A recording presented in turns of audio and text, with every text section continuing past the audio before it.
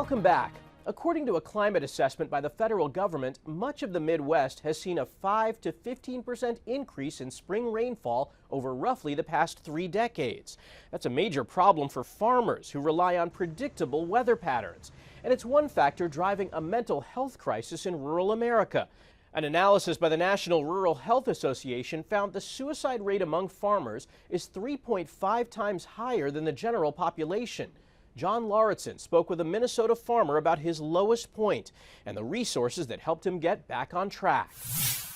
The work ethic, you don't quit till the job's done. It's just a way of life. It's a mindset that was instilled in Thomas Duden at a young age. His wife, Kristen, also grew up putting the farm before everything else. But that mindset can also lead to a fear of failure. We don't want to be the ones that lose Grandpa's farm. 7 years ago, Thomas says things got so bad that he went into a deep depression and made plans to kill himself. The thought behind it was, she can collect the life insurance and pull the farm out of the hole that we're in.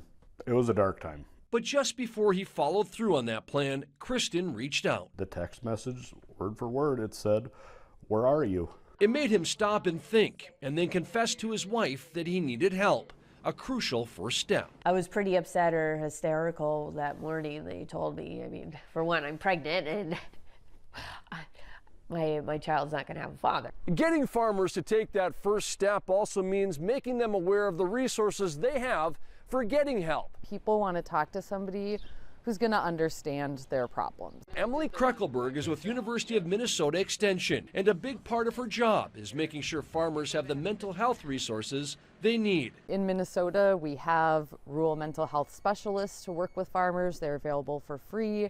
For Thomas and Kristen, talking with a counselor helped them work through their personal and financial problems. We talk a lot more. We both acknowledge each other's situations that are going on around the farm. It's made their family that much stronger. John Lauritsen, CBS News, Princeton, Minnesota. Farmers are no different than the rest of America, with financial issues one of their top stressors. A quirky trend on social media is helping some bring in extra cash. Who the heck is going to want to pay to hug a cow? Turns out a lot of people are signing up for cow cuddling sessions at Lou's and Dan Klotz's farm in Illinois. I'm the one that keeps the books and everything. I said, look, Dan, 75 pays for one round bale of hay. I said, we got to look at that way.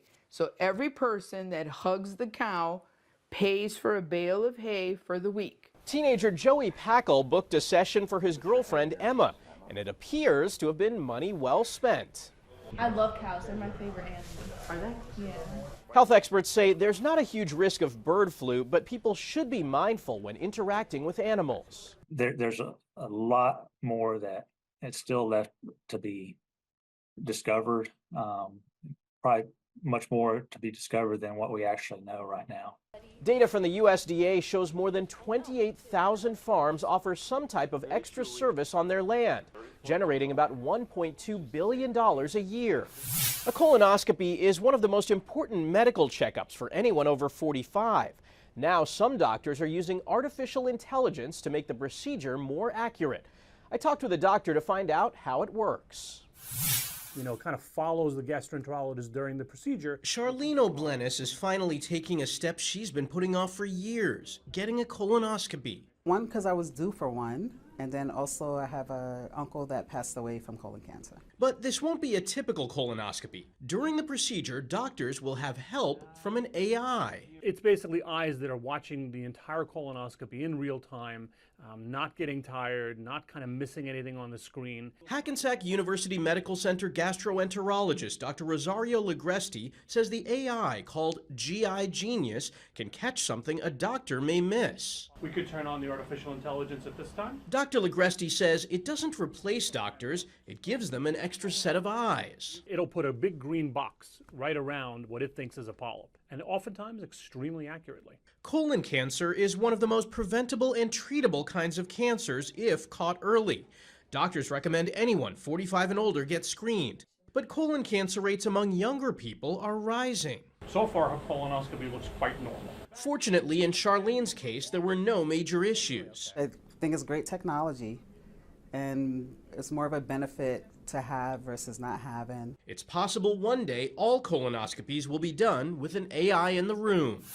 After the break, the great ape treating its own wound and the big health changes to look out for as you enter retirement.